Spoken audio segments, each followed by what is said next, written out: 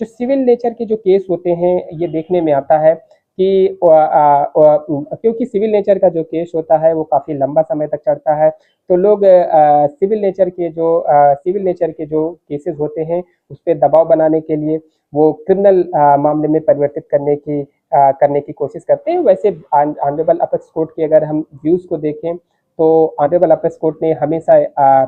अगर criminal civil nature के case को सिर्फ दबाव बनाने के उद्देश्य से अगर कोई क्रिमिनल प्रोसीडिंग में कर रहा है तो इसकी आलोचना ऑनरेबल अपेक्स कोर्ट ने, आई थिंक अगर आपको जजमेंट देखना है तो मुझे जहां तक याद है कि Indra Mohan Goswami versus state of Uttaranchal 2008 की बहुत अच्छे जजमेंट है। इसमें ऑनरेबल अपेक्स कोर्ट ने बहुत अच्छे से ये चीज़ें बताया कि सिविल विवाद